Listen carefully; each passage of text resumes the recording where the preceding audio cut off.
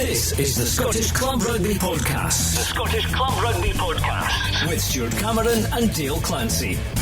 Hello and welcome to episode 24 of the Scottish Club Rugby Podcast, and obviously no club matches this weekend in the leagues due to the Calcutta Cup match at Murrayfield, but plenty of rugby to look back on from last Saturday, and Dale Clancy is with me as usual to take a look at them. We'll also be ploughing our way through the comments from people concerning the ending of Super Series and what they think is going to happen, and it's been so interesting to read the variety of thoughts and the divisiveness of the whole thing. One thing is crystal clear: whatever is decided, there's going to be fierce opposition against any plan. So this is not going to be an easy thing to sort out at all. We're also going to be joined by Neil Hinnigan, Director of Rugby at Kelso, for his thoughts. He's obviously a member of the rugby radio team as well. So that's coming up very, very shortly. But let's start in the Premiership, and the big meaningful game happened on Friday night. Curry facing Marr, with the winner grabbing a home semi-final to play each other again on March the 2nd. It ended 27 points to 17 to Marr,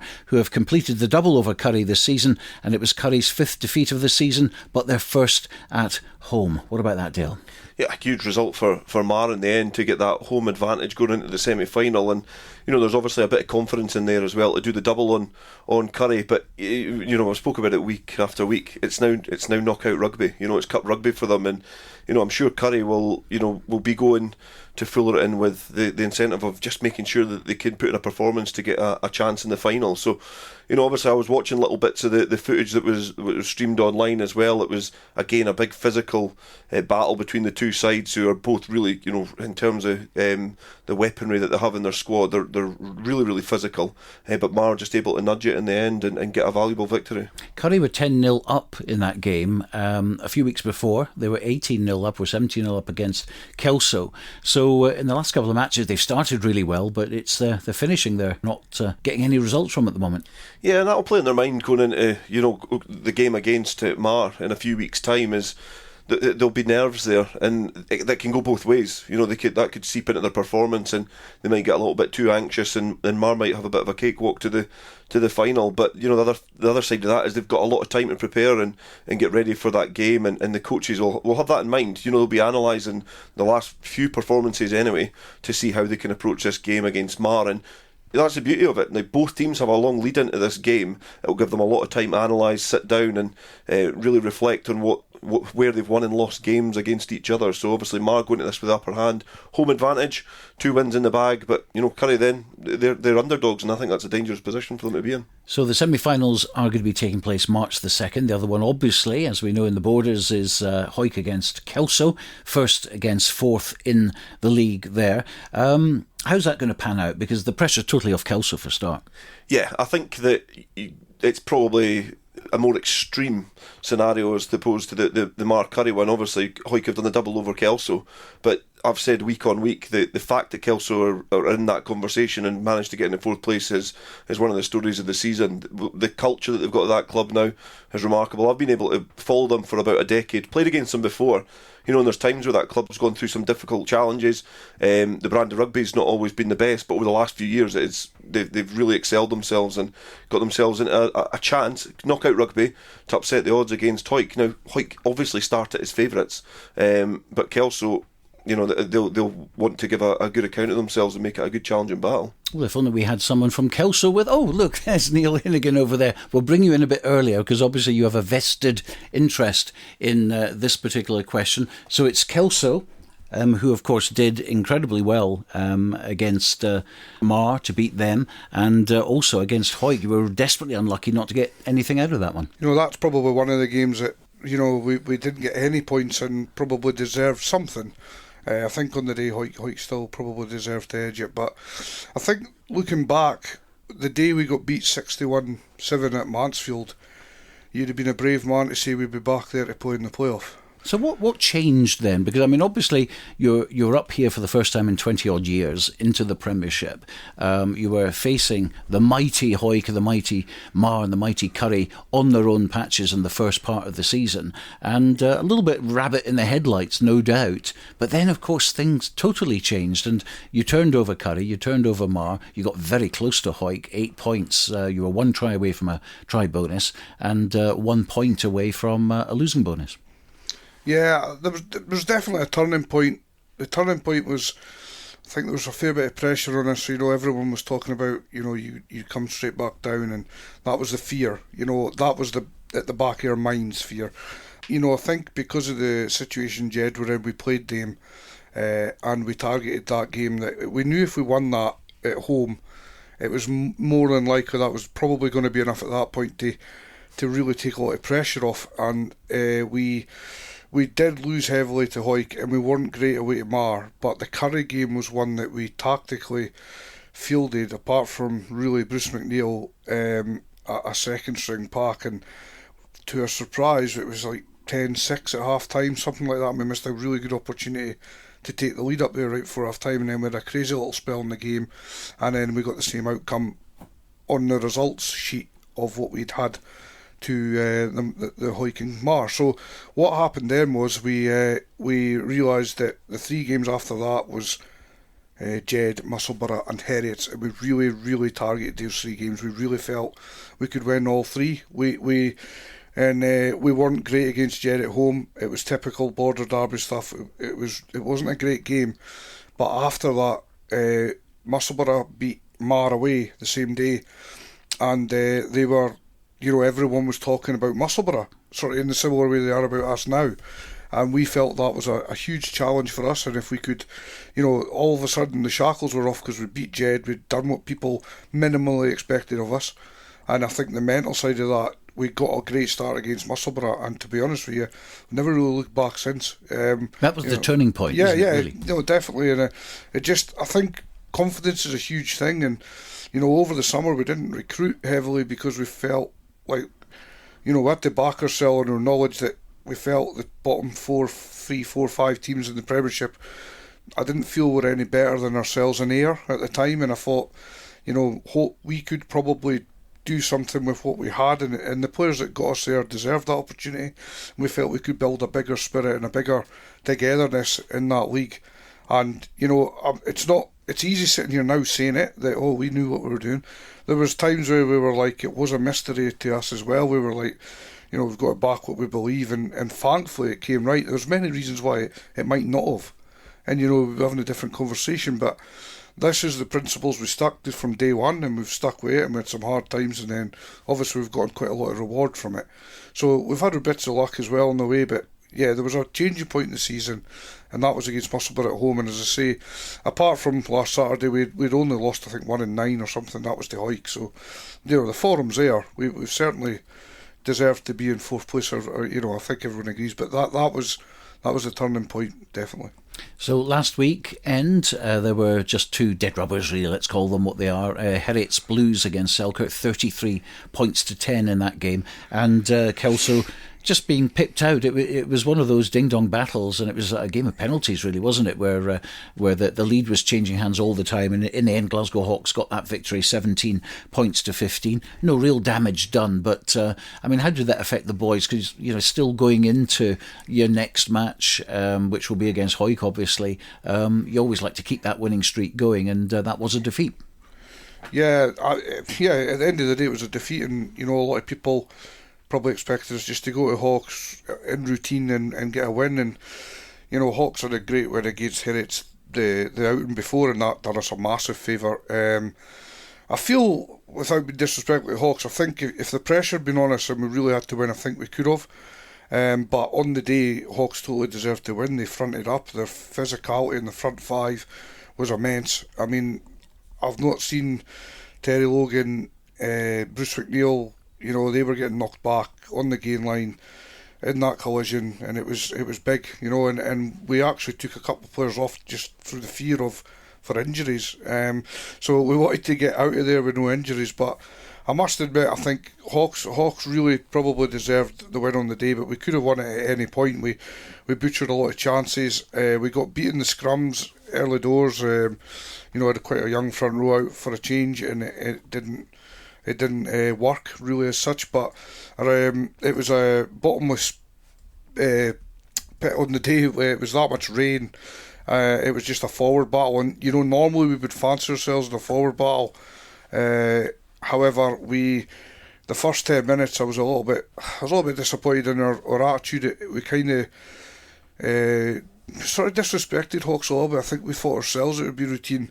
We actually took a decision to take a scrum on the 22 metre line in front of the posts on a rainy day, and I'm thinking, sitting in the stands thinking, knock this over, 3-0 up, momentum's with us, and Hawks actually got a scrum from that penalty, and the lift they got from that, and that was about 10 minutes in.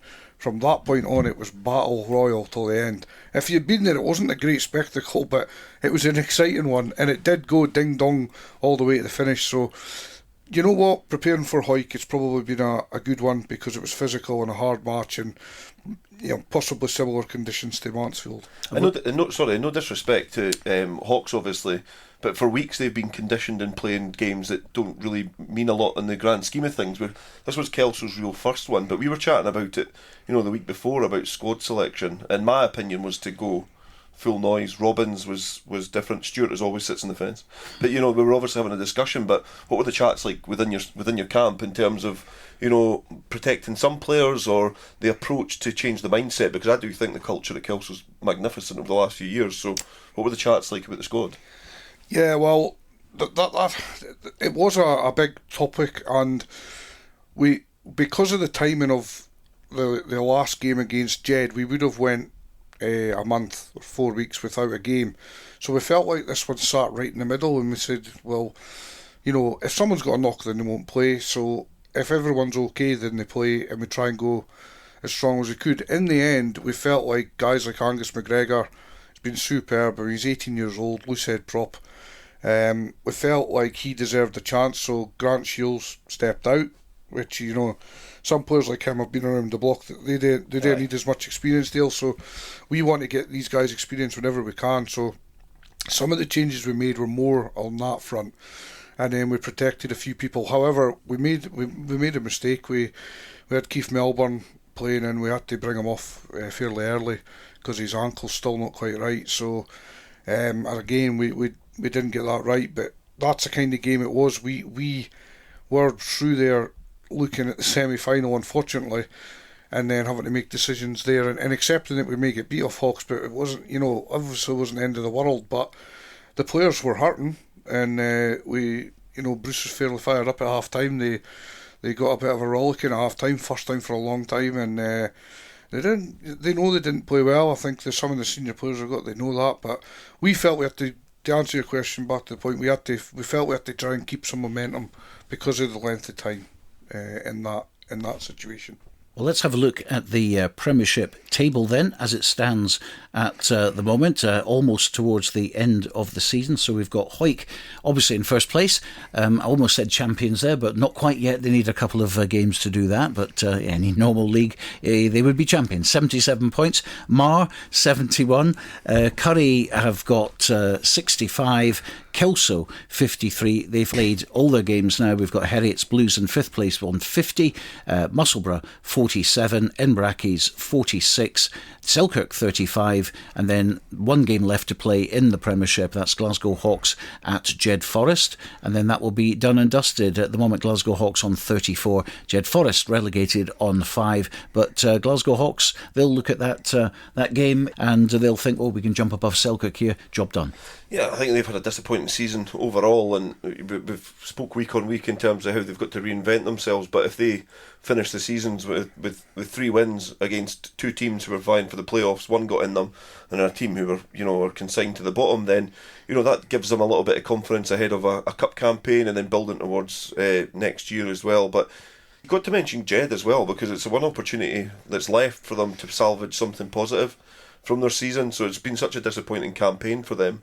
It's again not a lot to play for, apart from pride. But obviously, I think Hawks, they certainly go into that game favourites, and they'll be wanting to get a little bit of momentum going ahead of the cup campaign. Into National 1 then, and there were 3 games in National 1. Dundee 7, GHA 38, Glasgow Accies 31, GHK 12, and Highland 35, Gala 27. Highland and Gala didn't really mean anything apart from pride for Highland ending on a high there, but GHK certainly had the opportunity to stay in National 1 with Dundee getting nothing. Dundee only needed a couple of points, but they also needed GHK not to win, and that's what happened. GHK in the derby at Glasgow Glasgow Hawks. 31-12 it ended up. So if we have a quick look at the table, Ayr champions 74, Highland 56, GHA 56, but GHA can still go above Highland because they have one game to go. Glasgow Hawks have got 2 games to play. They're on 51, Melrose 51, Watsonians 50, Biggar 40, Gala 39,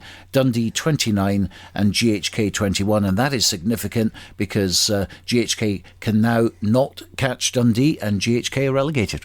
Yeah, obviously the two teams at the bottom it was a big weekend for them, and Dundee survived because GHK can't pick up any points against Glasgow Hawks away from home. So, on paper you'd say they're relegated. I don't know where these Super Series clubs are going to be splatted in the landscape of the league. So, but on in terms of this championship structure, GHK are down, and I think that obviously they made a good fist of it. They've come up the leagues over the last few years, but Dundee have went through a period of transition as well, and it does give them another year to try and make that work, because they've obviously tried to combine everything up in Dundee, and hopefully in time that bears fruit. But yeah, they'll have to fight another day in National 1. And being totally selfish, the one good thing about all this is that GHA and GHK won't be in the same league next year because they caused us all sorts of problems over the year. Yeah, the royal we, I think, more you than I.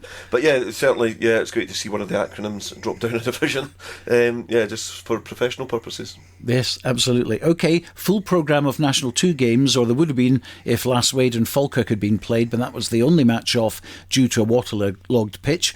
Peebles needed to go to Kirkcaldy to get 5 points to stay on track for promotion. They left it very late indeed, 8 points adrift into injury time, so looking to be going away with nothing. And then Amati Carrier double in injury time got them over the line, and I don't think I've ever seen you so excited. Yeah, it was I think Neil mentioned it earlier on about the Kelso game. Like, it probably wasn't the best spectacle for the neutral, but it was exciting. And I think the same was to be true of the Peebles Kirkcaldy game. Kirkcaldy were really physical. They grew into the game, but Peebles only played well for about 16 minutes. And in those 16 minutes, they were able to accumulate that points tally. It's obviously they played really, really well in terms of that point of the game. To take their opportunity at the end was remarkable, but Kirkcaldy gave everything. I think physically they tried to rotate their forwards because they knew they had the upper hand. Their back row was really physical and causing Peebles, who have probably slighter forwards than Kirkcaldy, causing them a lot of trouble. It was taking 2-3 players to get Brown down. The big number 8, he was causing all sorts of problems for Peebles. But in the end, Kirkcaldy took all their chances that they were given. Peebles didn't. But luckily they were able to escape at the end. And we mentioned on air the experience and the intelligence that we get from that they get from Matty Carrier. He subtly asked the question of the referee, is this the mark there? Took it quickly, was quite calm and nonchalant about it, and then got over the line and squeezed under. And he's probably, with the condition of the pitch, he's probably still sliding just now. But it was a great finish to what was an exciting game. There was chat before about the fact that the Falkirk Last Wade game was off. It allows Peebles to focus solely on themselves, but as soon as that whistle went to start the game, the rain came down, and you knew at Beveridge Park it was only going to be one real outcome. It was going to be an arm wrestle up front, and Kirkcaldy have the pack. If you could play the league between probably November and January and have rain and kind of clar on the pitch, Kirkcaldy would be one of the best teams in the division. But in the games where they've been asked to run around a little bit more, teams find them out. But they were impressive, and it was a huge crowd, and it was a great advert for the national game, not just in Premiership and national. Like, in terms that was National 2, the stand was full, there was drama at the end, and it didn't matter what side you were supporting. It was a really good advert and a really good game. It certainly was. One area of concern, I suppose, with regards to Peebles, we saw them go to a 12-0 lead against Newton Stewart and then ended up as a draw 12-all. They were 12-0 up against Kirkcaldy in the first 7 minutes of the game. Couldn't back that up. Yeah, I think that'll be an area of concern for Graham Patterson and his side, and especially, you've got to say they go up to Aberdeen and it's the best team in the division against the worst team in the division, but it means that the pressure's completely off of Aberdeen Grammar, and you could almost say the same about Kirkcaldy. But they did lose some key personnel. I think in those conditions, Jack Harrison, perhaps as great a rugby player as he is not the best option at 10 for there. He's a really good scrum half, and it's just probably not his game in those conditions. He likes quick ball. He likes to take the ball to the line, and he just can't get going in those conditions. So in that pivotal position, they probably could have benefited from a kick in 10 like Ross Wolfenden or perhaps even Donald Anderson coming up and just being a bit of a pivot 10, like he was against Melrose in similar conditions last year. He made it a really good game when he stepped in at 10, but yeah, defensively they were pretty strong. They limited Kirkcaldy's opportunities, which against Aberdeen they're going to have to do as well. But yeah, they've got to take theirs. But I think now the job is certainly not to talk about going up there and getting 5 points. Go up there and win, and take anything else that you can after that, because it's going to come down to points difference. And I think you don't want Peebles loading too much pressure on themselves ahead of that big game on the 16th of March. And of course Aberdeen need all the points that they can get as well, scrapping for their lives that day. Yeah, they are, but I just think that the people should have far too much class and far too much strength and depth in that squad. If Stuart Melville can go away from home and rack up a big points tally, there's no reason why Peebles, with the likes of Hodgkiss and Dow, who are playing well in the centres, Davy Collins has got his 11th try at the weekend. They're scoring a lot of tries, and Peebles probably up front as well have a forward pack that can pose a lot of problems for a team like Aberdeen. Peebles are probably one of the teams in that division which are equipped well across the field, 1 to 15. Falkirk have got a really good back division. Last week have really good forwards, but there's weaknesses there. Peebles probably have a little bit more strength across the squad, so going to Ruby's Law, they should have a bit too much for Aberdeen, but I've just probably cursed it. Everyone I predict usually turns out the other way. So I've noticed that, yes. Yeah, but of course, interestingly enough, Berwick, the next match, 2nd of March, which will be obviously 2 weeks before Aberdeen play Peebles, Berwick have a 9-point lead over them, so they only need a draw at home against Kirkcaldy, and it's out of Aberdeen's hands anyway. So that's going to be an interesting situation. But that replay between Lasswade and Falkirk has been confirmed for March the 30th. So if Peebles don't get that bonus point win, we could be getting our calculators out towards the end of the season at Hawthornden for a climax to the National 2 season, just like we had last season, of course, which was an amazing thing. No one could have written that. Yeah, I just the frustration comes in terms of the fact that we're having to wait that long for the season to be finished. You just talked about the Premiership campaign, and yes, we've got the playoffs, but it's almost done. And the further you go down the leagues, the more games there are to play, and it's just absolutely ridiculous, really, in terms of the league structure. But it would have been great if those 2 games perhaps could have been played on the same date, because it would have given us a little bit more clarity. Because if win, lose or draw Peebles in that game, you're still having to wait a while for the next fixture. If Peebles win, the kind of appetite for that last week Falkirk game dwindles slightly because it's only one team that goes up. But yeah, the frustration probably more points towards the fixture congestion there. Well, we must say congratulations to Darren Goodfellow on his 100th appearance for Berwick, and Jack Webster 300 appearances, so that's pretty special. So well done to both of them. The other scores in National 2 were Newton Stewart 24, Stirling County 12, and Aberdeen Grammar 29, Stewart's Melville 45. So look at the table in National 2, and it's Peebles at the top, the 72, Falkirk 66, Newton Stewart docked 2 points incidentally, dropped to 60, Lasswade 58, Gordonians 45, Stewart's Melville 41, Kirkcaldy 31, Stirling County 26, Berwick 25, and Aberdeen Grammar with 16. Of course, Lasswade still have 3 games to play. They need a try bonus in each. That would take them to 73. And if Peebles get nothing, then up go Lasswade. Yeah, it's great that there's still a lot of teams in the conversation, but I think Peebles Aberdeen game, the Peebles know what job they need to do to secure promotion, and that game between Lasswade and Falkirk, you've got to say it's going to be a difficult task for Lasswade to get 5 points. It's going to be a difficult task for Falkirk to get 5 points, but it all balances on that game, Peebles Aberdeen. So that's the next big one on the radar, and then probably conversation about the rest after that. Back to your predictions then. Of course, all season really, in the last sort of few weeks, you've been saying Falkirk to go up. Change now? With about 15 minutes to go, I didn't see a Peebles victory. And being honest, I think everything that I've predicted so far this season, I think Peebles, when I've covered them, they've played bad. When I've predicted they win, they usually play poorly as well. I did think that tie against Kirkcaldy and the home tie against Berwick were 2 more challenging fixtures for Peebles, and that was just purely down to history. The Kirkcaldy game almost proved that way. The Berwick one never.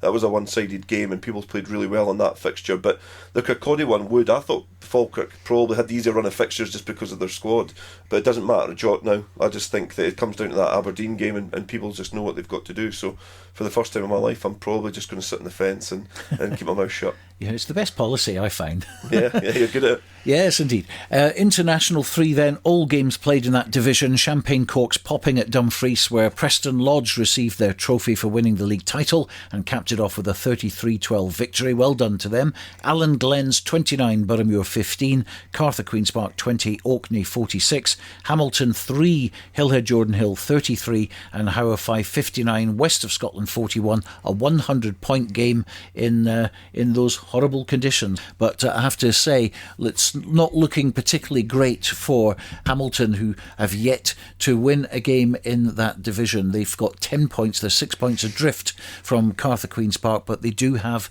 3 games left, and they certainly need to come back into that early form that they had early in the season, where they picked up 4 losing bonus points and 6 try bonuses. They haven't added to that for quite some time. In National 4, Garnock unbeaten again, an impressive 57-0 demolition of Dunfermline. Not even bullets will stop them from getting promotion. Greenock Wanderers 32, Ross High 21, North Berwick 35, Perthshire 14 and Stewartry 50, Murrayfield 19. Look at the table then. Garnock at the top of the table, played 15, won 15, 14 try bonuses, a points difference of 591, 74 points at the top. I think they just need a couple to confirm their promotion into National 3. White Craigs 56, Strathmore 51, Stewartry 51, North Berwick 47, Dunfermline 39, Greenock Wanderers 39, Perthshire 23, Murrayfield Wanderers 22 and Ross High at the bottom with 11 points. Well, let's look at the regional league state of play then to find out who are likely to be entering National Rugby next season, pending, of course, what happens with the league structure for next season, which we'll be on to in a second. Caledonia Midlands Conference, Dundee second 15, topped the pile, 61, Panmure 59, Grangemouth Stags 37. So that's the confirmed top 3.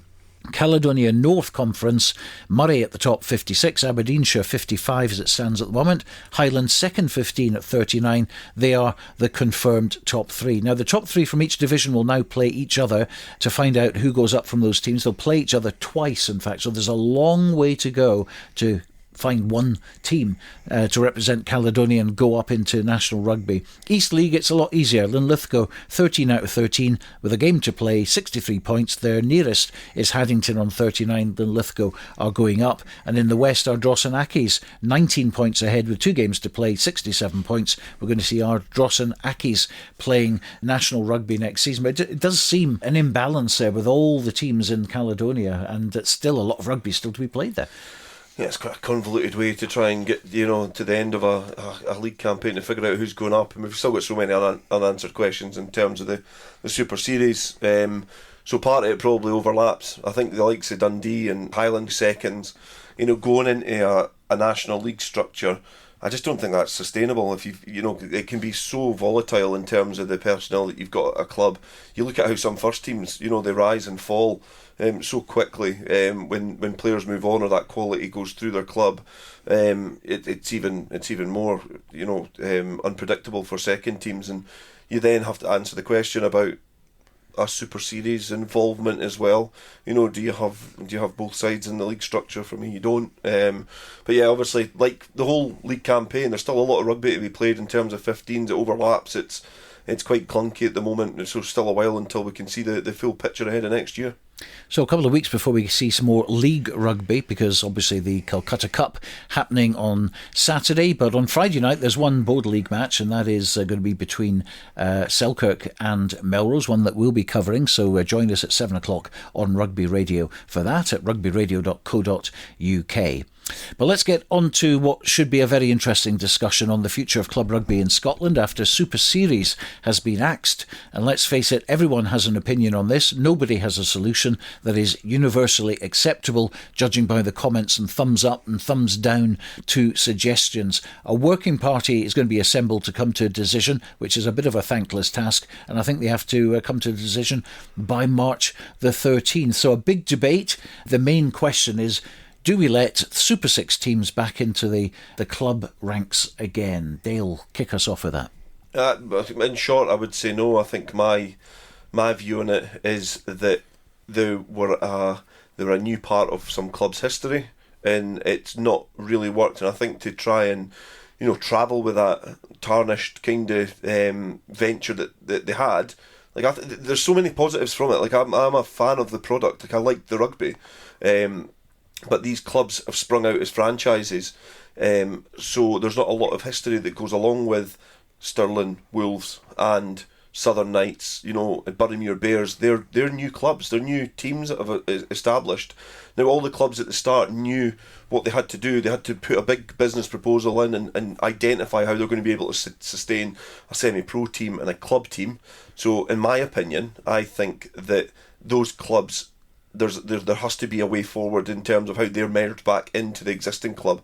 Now, I've said it at the weekend, like there's not a lot of players from that Southern Knights team that would go back into a Melrose club. We're in different eras now where a lot of those players might be going to look to play in the Premiership because there's less attachment to your local club, because if you want to play quality rugby, sometimes that club in your area or the club you're attached to can't provide that. So players will find their way into an environment to play. Scottish Rugby's job is to find out that pathway for the quality players to get exposure, to get game time, to play.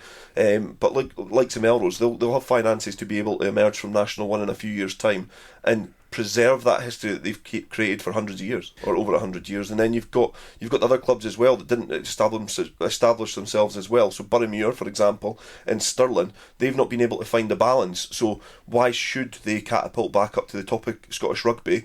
Because they might not be able to sustain that, because the players might not want to go and play for them. So allow them the opportunity and support them to try and build the foundations again. Right, Neil Hinnigan, you have a vested interest, obviously, as Director of Rugby of Kelso, so I'm going to ask you the same question, but I'm looking for 2 points of view. The Kelso point of view, which obviously, every club among the 50 in the league are going to be what's best for their club, and that's not going to suit everyone. So we know that. So from a Kelso perspective, what are you looking to happen? And then from a personal point of view, with an overview of the whole thing. From Kelso's point of view, it's a very short turnaround in some circumstances, depending on the way it goes. So one of the things that's muted is that there would be the 6 clubs and then the top 4 from this year's Premiership, which would include Kelso. So in many ways, you could say we've got the golden ticket along with the other 3 that are in the top 4, due to the fact that you could land up either side of this, depending on where it goes. The problem with it for Kelso, if it goes that way, is how do we compete against these clubs from the off, depending on how strong they are. Now, some of them, you look at Ayrshire Bulls, who would be Ayr, again, if that's the case, and they will be anyways, because they're in the Premiership. They are a hugely, hugely ambitious club, and they pride themselves on winning everything they go into. They are now, for me, the front runners to win the Premiership, no matter what happens. So from that point of view, the more teams that are like Ayr, which there could be others, depending on how this goes, it's a big ask for the likes of Kelso to compete week in, week out. Now, would we finish bottom in that? I'd like to think we could probably stay above the bottom place, but it would be hard. So from Kelso's point of view, realistically, it's not impossible. We could compete in that league, but we'd have a hell of a lot of work to do in a very short space of time. My life would be hell, for example, for 3 or 4 months until we build it up as quick as we can, and to do it in that time scale would probably be a big ask, or maybe a bit much. But it depends on how the standard would start off. I do believe some of the other Super 6 clubs obviously would come down the standard a fair bit. So that's one thing from Kelso's point of view that we would struggle with.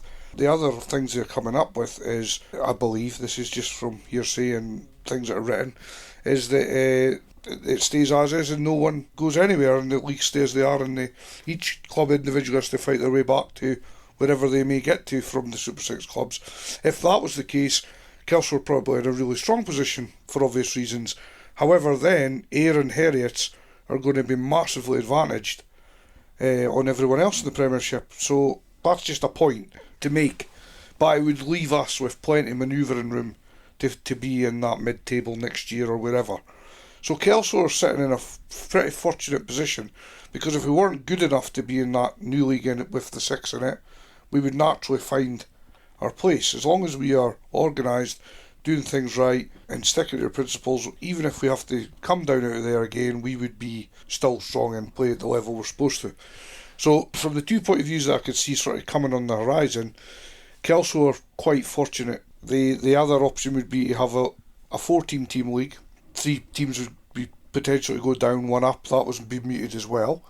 Again, we could probably do enough in there to stay where we are. But again, depending on Kelso as a club, because there's obviously a committee, it's not just myself, and then there's everyone else that's involved in it. I've got views, and obviously they don't all align with everyone there. That's an obvious thing. But Kelso's got a lot of work to do if they want to stay amongst these clubs. I would say we're not naive enough to think that we are. We're not an established top 4 club at this point. We have to be honest about that. But we have many potential outlets to look at, and I think we've got the potential to do it. It's just whether we want to take on that workload and whether we then can obviously make it happen. But from Kelso's point of view, I think that we're not panicking because we are in a fortunate position. Let's look at it from someone else's point of view.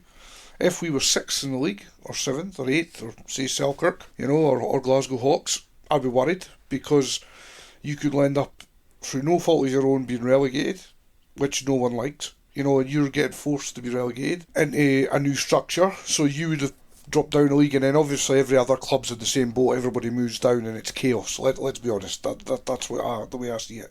And they might go down that route, and then everyone feels aggrieved. So from their point of view, overall, I would say that many clubs in the Premier, or the clubs at the bottom of the Premiership that are looking at this, they'll be worried that the top 4 go with the 6 because then they become the new National 1 or a new Premiership, and there's a new name for the top league and so on. So naturally they would be relegated from the top flight. So at the moment they're playing top flight. So there's quite a lot for these clubs at stake. I think if you're further down the leagues, the only thing you're really concerned about if you're in that 3 or something like that is if Boroughmuir's in your league and then they maybe were to keep 6-7 of their Super 6 players, you would think they would comfortably win National 3. So anyone in that league's maybe praying that they go up, that they take them away. The problem is, up and down the scale, everybody's got a different agenda or a different worry. So overall, it's a mess really, and to clear it up, someone is going to be upset. There's no way. And just to clear one thing up as well, there are like Ayrshire Bulls and there's Ayr, there's Heriots and there's Heriots Blues. That we're not going to see a situation, are we, where Ayr and Ayrshire Bulls are going to be in the same league, because Ayr Club have got promoted to the Premiership. Presumably you're going to get like 2 big squads amalgamated. Where do the other ones go? Is that what's going to happen? We're not going to have 2 teams from, say, Boroughmuir Bears and Boroughmuir in the National Leagues, are we? I don't believe so. No, I've never heard that would be a thing. And yet, we just mentioned in the regional leagues at the moment, Dundee second 15, who could get promoted, and then you'd have 2 Dundee teams in the National League.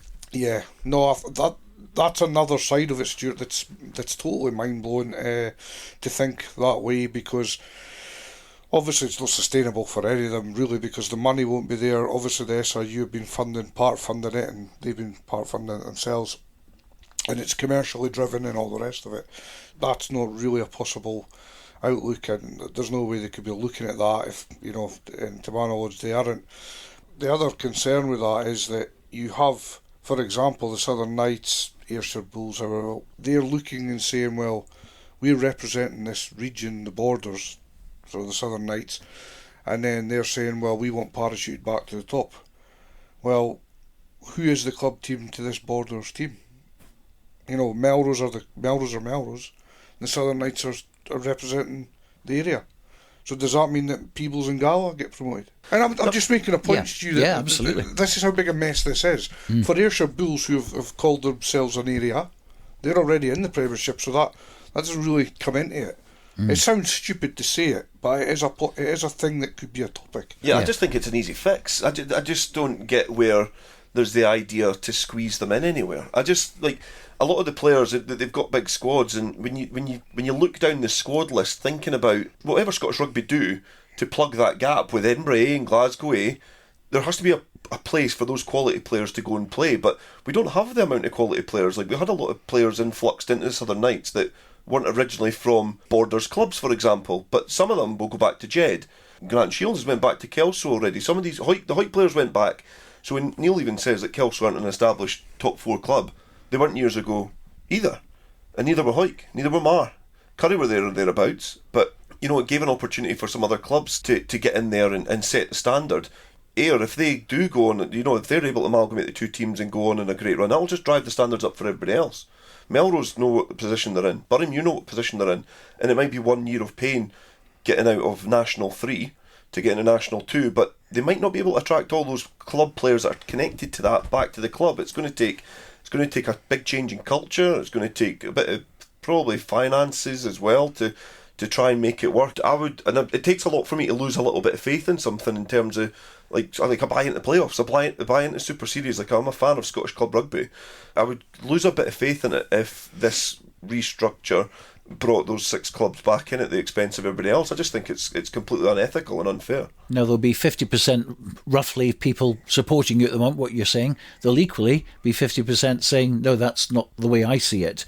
There is going to be fallout. There's going to be fallout that the SRU has to deal with, other clubs as well. How are we going to kind of get this all working together and the harmony brought back in? Because to me, that's a complete uphill struggle without trying to sound negative. I don't know how, but for me, it's quite simple and transparent. And they said there was conversation about trying not to upset as many clubs as possible.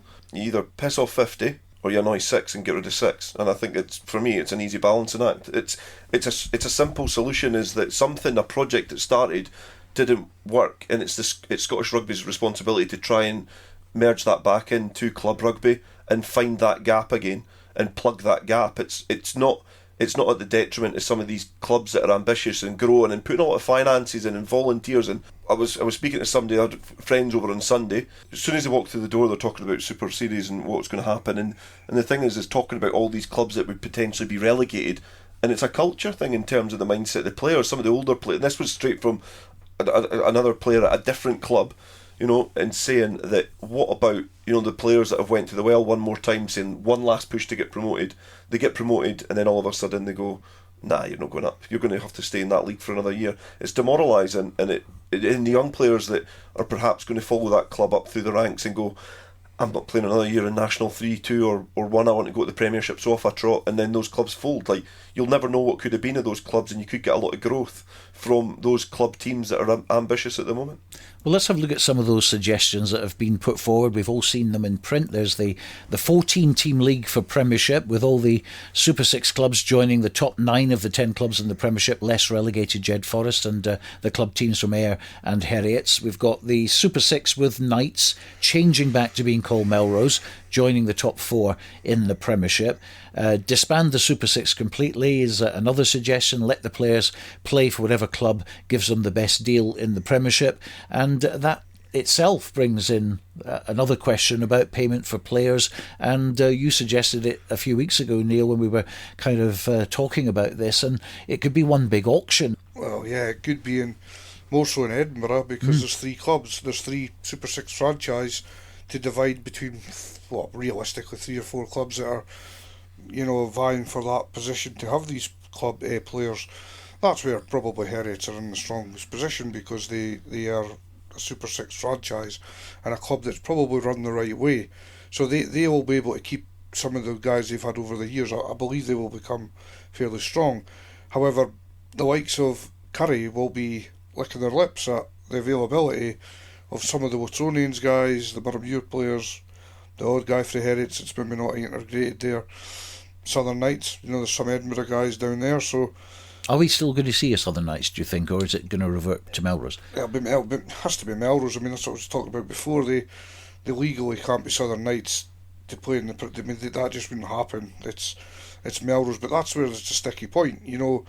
They've been saying they're representing the Borders for however many years now to make this work, but now they're Melrose. So it's been a grey area for a long time, Stu. One I could never understand. Yeah, because Melrose won the franchise and chose Southern Knights as the name. Yep. And I know Alan Tate and others have really tried to get into the community. They've tried to get the buy-in from clubs. But ultimately, there's still this mindset that it's a Melrose club, which of course it is. But they wanted it to be a Borders club. Well, I mean, they went for the franchise themselves to win it as Melrose. At the time, there was a lot of chat of the south of Scotland doing it, or the south at the time, that they didn't want to be part of that. I mean, their players didn't play for the south of Scotland around then as well, because that was probably part of it. So they won it as Melrose and then opted to change to the Southern Knights to be something similar. And it was like closing the door, closing the stable door once the horse had bolted. It was, and people just didn't take to it. And there were so many fundamentals they got wrong. So did the SRU as well. But in this area, it's very fickle. I don't want to kick them when they're down, because I'll be honest with you, I wouldn't have the answers for how you pull this community, this border region together. I mean, for years we've had politics, in-house fighting, all the rest of it, border league situations. It's continually a mess, Stu. So let's not just pop it at Melrose. We're all responsible across the board, and it's just not worked for many reasons. And for me, they're now going to revert back to Melrose to probably try and gain that place in the league, which is why I would presume they would go back to being Melrose. Well, Dale, another question, of course, is the amount of money invested in Super 6, which was pretty substantial, let's be honest. Where's that money going to go now? Is it going to be invested in the club game right the way through the divisions, or how do you see that happening? Ultimately, the answer lies with Scottish Rugby, because there's a gap there now. We don't know, because we don't know what the outcome is going to be. And even I think the deadline of 13th of March, or whatever you said, it's quite a quick deadline to come back to a solution for such an important thing. Because they get it wrong, they're going to have to go back to the drawing board again. There's a lot of things that could do a lot of damage in the long run. But the money's going to have to be channelled elsewhere. Ultimately, the goal is to protect and look after the national team and then the professional teams. So there's a gap there in terms of trying to nurture that pathway and players through. Now, they might have to have some bright idea elsewhere in terms of investing another team that's already established, perhaps. Put some real backing into some sort of quality A division, because the idea of friendlies and stuff just doesn't make me want to go and watch it and invest in it. The Super Series, I enjoyed watching it, but you're involved in it. So I did enjoy that aspect of it, but the money's going to have to be channelled somewhere to make sure that pathway's plugged, because we're talking about galvanising and protecting the club game. We've not talked about the professional and the national game, but the gap is there, and that's where the money needs to be channelled. But some of the money, whatever's channelled in there, does need to filter down to the club game to make sure that the combining of these clubs, in whatever way, shape or form that the league structures, some of the money's going to have to go to those clubs to make sure that they've got a bit of support. Because, like, in my opinion, I'm just always going to use Melrose as the example. I would disband the Southern Knights, because they had the blueprint for so many years. Like, when I first started covering them, you watched them and you watched what they do, and you had so much respect for them, because there was an arrogance about them, because they knew they were that good. Any club that wanted to be successful, minus the Sevens, had to look at Melrose. The conveyor belt of players they had in the Scotland club game. Now, for me, the best option for that is to go, we know where we are now, let's build back up and have a project, because if there's one club in Scottish Rugby that could do it, it'd be a club like Melrose. But the money has to probably go to them to support them to do that, and that might be for giving them some good coaches, and bring some good coaches and bring those young players through and get that appetite back. But the money's going to have to be invested into those clubs to support them, but also plug that gap. And you come up with a figure for what that is, because I don't have a clue. Now, Neil, you're nodding your head there. Yeah. I've got to say that sounds like I was giving it tight to Melrose before, but in what Dale's saying is correct for me. Melrose were the outstanding outfit in the area. They are actually missed here regarding producing talent. Now, they maybe didn't originally produce, it'll be a youngster from Hawick or Kelso or Jed, wherever. People don't like that when it was happening. They would go to Melrose, but you have to give Melrose their due. Regarding Sevens and having the money and everything was one thing, and call it luck, call it fate, call it, always been, whatever. But one thing they did with it was they made haste of it. They made a lot of good with it. The amount of under-20s that came through there, the coaching that happened over at Melrose, and as you say, they had an arrogance to that, but they were very, very good. And there's an individual in particular, Mike Dalgetty was there at the time, and he had a long time there where he was building things up, and obviously with a lot of other people as well. He's just one figure, but the guy was a winner, and that's what they're badly missing. They had a spearhead there that really wanted to win and make the most of everything, and he was selfish for Melrose. And sometimes that's what you've got to have, Stu. You've got to be ruthless at times as well, and Melrose are just totally lacking that direction at the moment for me. and they are still a massive, massive club in Scottish rugby. And in this area, you know, we are just lacking that at the moment as someone that could do that. And I totally agree. Like, the things there that you're talking about, the players that are coming through, it must have worked at some time, because the current Scottish captains, when you're looking back at Rory Darge, they talk about North Berwick and his education, but he came to Melrose and earned his stripes and played in Scottish Cup finals and fought for the Premiership. Finn Russell as well. You know, he went and played for Falkirk and then back through, and then it was at Ayr. He ended up getting his, you know, plaudits, playing at the top of Scottish club rugby. Now, that's where they emerged from. It must work in some way, shape or form. So does the club game work? Put the money back into it. Does that work in the Premiership? It might do. Well, just for example, I mean, I agree with you completely. I mean, that's factual. But the Melrose, from someone from, say, their minis to their right up through, I think it's a long time since they produced a player from the very start at Melrose. I think Kelly Brown might actually be the last, something like that. So we could be wrong, but that's what I'm saying. But one thing that Dale's saying, and is completely correct, is once you get to 18 years old, or maybe 17, 19, 20, Melrose was the vehicle around here to go to the next level. And I think that's why I think they thought Southern Knights would be that again, but it just didn't get that buy-in, and I think they just got away off path of it. But again, it is missed in this area, and we're looking for another club or another way to get the players through. So this is all part of this for me. Because the Super Series teams all had the same blueprint. They all had, it was designed to give young players an opportunity to play top level rugby. Now Melrose already were providing that, and so were Ayr. You know, and Ayr, they all had the experience in there as well. Like, say, you know, you think of times when young players from the club I was at the time, and Scott McCormick, Callum Anderson went to Melrose, represented Scotland club and got opportunities with Scotland Sevens, but they were in that environment with the likes of John Dale and Graham Dodds. You know, so they had the balance. But then the Super Series clubs, they never took the blueprint, but the incentive and the direction of that was somehow not too far away in terms of provide these young players with the environment and the exposure to prepare them for professional rugby.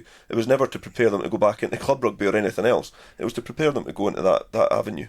Now, in the old days, we had district rugby, of course, and it was very high profile, wasn't it? We had the 4 districts. We also had the Anglo-Scots coming in, Exiles, and a few other as well. How do you see district rugby going forward now? Because it's been well received, the fact that it's come back and it's going to be all the 4 teams playing each other and a proper inter-district. Maybe the fact that it's at April is not necessarily a good thing. A lot of people want to see it in sort of either December or January and use it as a trial for Scotland club internationals. But where do you see the district rugby set up moving forward? Yeah, I think you could have a massive part to play. I mean, obviously it's off the ground again now. Before it was off the ground, I would have said, well, is it the right answer? Who knows? But now that it's here again, then I think it's got to be explored a bit further regarding what it could do for Scottish rugby again. And normally going back to things doesn't always work, but it was a big model before my time, obviously, but it worked very well in the amateur days. And the stories that all the players that played then speak about would suggest that anything close to that again, or even half of what that was, would probably bear fruit for Scottish rugby. Now, if you were to have a Premiership built up again, and again it'll be survival of the fittest if they did it that way and said, right, who's going to get their club there? Ayr are probably going to be bang there at the start. Dale mentioned it. They'll set the standard. Who can follow on? If you were to get 7, 8 clubs that were up to that level, that Ayr probably will be, which is somewhere between Super 6 and the Premiership. Imagine a district competition with that standard of player. Once you get to that point, if there was enough clubs around your area, and then there will be enough good players still playing maybe the next step down, you could find that would be a pretty high standard. At the moment, do I think it's a high standard in the district? The Ayrshire Bulls and them still have a bit much for the inter-district teams, and that's my opinion. I still think they're a higher grade, and people will say, you're not talking rubbish now, but I know how much the physical side and the organisation and all that comes into it, and I think if we can get that district a bit higher again, is that an avenue to go down? Do we look at that? Yeah, and Dale, you could, I suppose, have a home and away and play, double the fixtures, which would certainly help. And of course, you're affiliating the players with their own clubs as well, which is definitely a positive. Yeah, I think the good thing about the inter-district thing and the idea of home and away, and even with an Anglo team involved, is you've almost not got enough teams to make it boring. And a little bit less interesting, because if you've got 7 teams in a championship that the Super Series did, it does become a bit repetitive, because after the first round, because of the level and the differences in standard, it became a 2-horse race, and then you were fighting for places after that. But I think the inter-district, because of the nature of it and being more invitational and a little bit more like a diluted level of international rugby, because they all play club rugby then go into a camp, it's almost similar, it's replicated, so that the scores and the results and the preparation can be a little bit more unpredictable. I think it would be a good product. I don't know yet if that could potentially be the answer for Scottish rugby going forward, but with whatever's going to come next, that's why it's that important that that's right, because we could be stumbling and sleepwalking into something which is going to be the answer for us, because we're relying too much on partnerships. We're relying on Italian partnerships, French partnerships, Welsh, Irish partnerships to make something work. And when one of them falls, then we're scratching at ideas trying to find something. When we might have something at our doorstep which could grow, you could essentially find that there's, going over to Ireland, you might have something which maps across, and you go, actually, do you know what, once we've done our championship, we're going to merge and we're going to do a cup competition, or we're going to do something like merge the leagues, or there might be something out there. But we need to look after our own product first, get it right, and then start looking over the fence, as opposed to trying to, I think, get people to buy into us a little bit sooner and prematurely. Because one of the exciting things for Super 6 when it was first announced was the cross-border competition, the fact that you're going to play Welsh clubs and Irish clubs and maybe English clubs as well. And I know there was great excitement during the British and Irish Cup days, wasn't there, when Melrose were taking part in Ayr, and they were picking up wins against the Doncasters and clubs like that, and even Gala went down to play Bristol, I think, got a bit of a humping, but the experience that these guys got from playing outside of Scotland, and you have to go outside the area to test yourselves. It's a bit like Rob Muffet said this a lot, the Borders schools, for instance, were playing among themselves, but they needed to get out to play Dollar and Merchiston, all these, to get a different perspective on the game.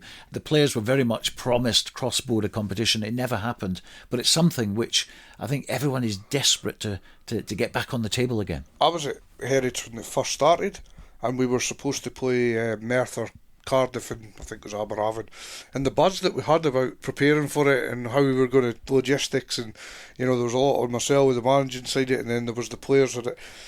I think that was where they were pretty unlucky with Super Series. If that had happened, who knows? I don't know. But it would have helped, and it would have gave the players experience, and it was a lot harder playing away in Wales rather than just go to Stirling or going up to Ayr or whatever. And I would say with inter-districts, I had a look at it a while ago when I was in with the South, with the Sevens and things, and myself and Harky and that, we had a serious look at trying to build a game where we could play a team, an emerging nation like Belgium, for example, if we could play them home and away. It was about funding it and fixed, how we would do that. And we even had a cost worked out and everything, and we felt like we could have done something with that idea, and that would be miles down the line at the moment. But let's just say we were building it.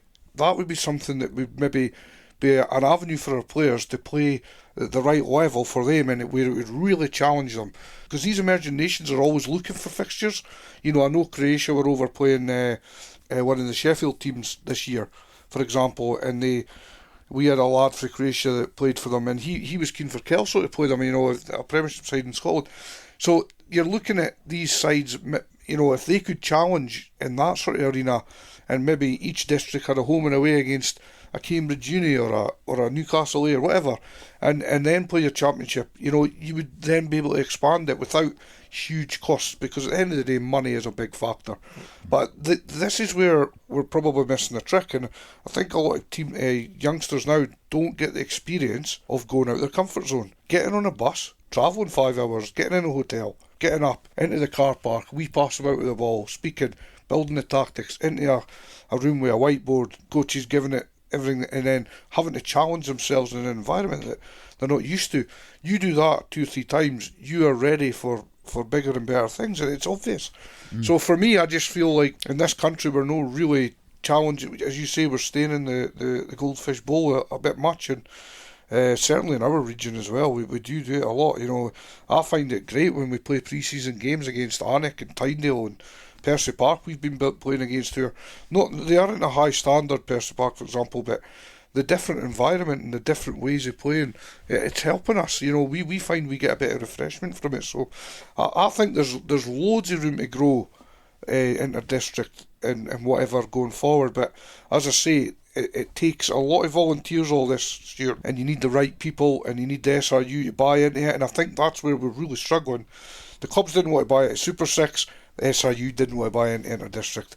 So where's the common ground? You look at the appetite though in inter-district when the squads have been announced this week, and in one season the improvement of quality, like the South led the way last year, obviously the defeat against Cali in the final, but their squad is not too far away from what it was last year. They've kept the quality, but every other side has went, let's take this seriously, and they've got a real.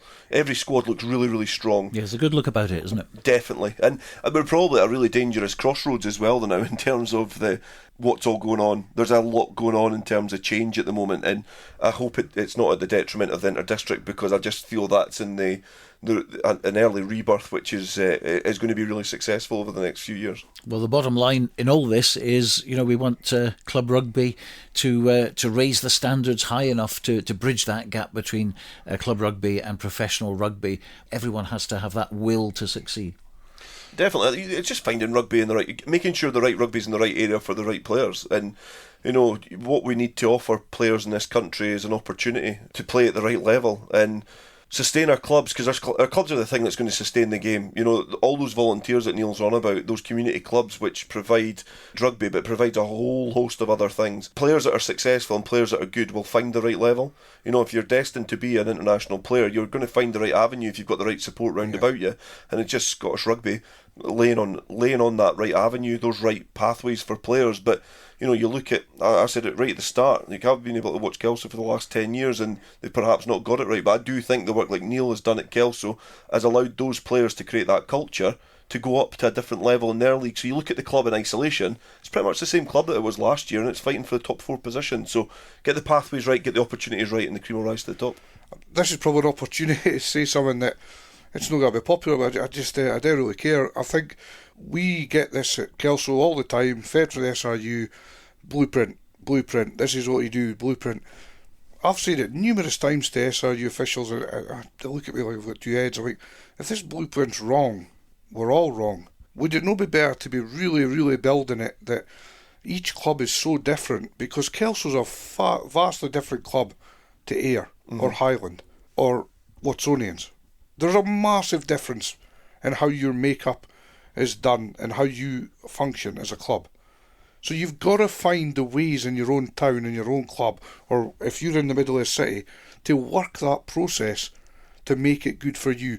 And yes, it's hard because you need the right people in a small area to make that work. But once you get that working, and then I think blueprints start coming to higher up and find that you start to get the goods from everywhere around the country. And that's why probably inter-district is better, because you can do that from that base. But I just find it so much of it is put on pressure on the clubs to do this, do that, to get participation money. I mean, there's a whole host of things we're no speaking about here that involves this for youth rugby in the private schools and such like that are feeding Scottish rugby at the moment is good, and it always has been. I just think that they don't make the most of what is actually in this country regarding the state schools and everyone else. They need to start where it probably looks like, oh my, we can't spend the money there. It's that's probably where they should be spending it, and that's where they'll find that they can get a lot more out of what's here already. This having 50% of your national team from elsewhere, let's be honest, and I'm not against it, because guys like Duhan van der Merwe are brilliant for our team, and I fully hardly believe he's as much Scottish as anyone else regarding his faith and what he's doing for the jersey and everything. He's massive. He's an example for us. So you don't want to take that away. You don't want to take opportunities away from people who are coming over to play professional rugby in this country, who are eligible to play for us. We should use them completely. However, if we can get that 50%, maybe up to 70 or 80 of our own players that are developed from the very start through the club game or the schools and right up, I think we will be closer to the likes of Ireland then than we are now, because we don't have this clear pathway. That whole thing needs reviewed, and then we can look at the steps that it needs to take. But I would think that if they looked at spending money in places that they're not, that they would completely go, oh, well, no, budgets are tight and everything. I think a lot of the stuff at the top could take care of itself at certain times, and the stuff at the bottom that probably seems insignificant really much is significant to them. I think England had that problem as well for a while, and they changed it. They're maybe not competing quite as high as they'd like as an international team, but you look at the sheer numbers of players. I know they've got a bigger population, completely right, but you look at the number of players who come through their school systems, and they now have a lot of backing and spend money at state schools, so they align them to all the other professional clubs. So some of the state schools in this area should be aligned a lot more heavily to Edinburgh, or if you're at Norfolk, Glasgow or whatever. I just feel quite passionate about all that. Getting your point across is difficult as well, and you're one voice and many others. But as I say, Kelso, lately we done what we felt was right for our club. Our youth system has to work for Kelso to stay. Let's just say the Prem 1 was to stay roughly where it is. Maybe hopefully get a little bit better standard-wise for Scottish Rugby over the next 10 years. Kelso need to have their youth system to provide for Kelso. Scottish Rugby Union has to have their club sides, schools to provide for Scotland. I don't see how difficult that really is to understand. It's got to be that way. So the grassroots is the biggest place to start.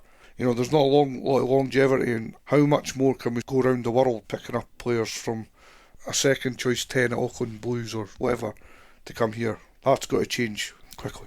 Well, we've certainly covered a lot of subjects there, and this is all speculation, of course, because we don't know what's going to happen until probably March 13th and a bit longer after that. We'll all have to come back again once we know what's going on, and then just decide if this is the right path or the wrong path, and everyone will have an opinion. But that's it for this week. We have a Friday night Border League special with commentary on Selkirk versus Melrose on Friday night at 7 o'clock. Robin Purdy and Ian Hurd, our commentary team on that one. We'll be back with another podcast next Thursday, and of course it's a big build-up to the semi-final playoffs on March the 2nd, when the show will come live from Mansfield Park for Hawick against Kelso. My thanks to Dale Clancy and of course to Neil Hinnigan, but that's it for today. Bye for now.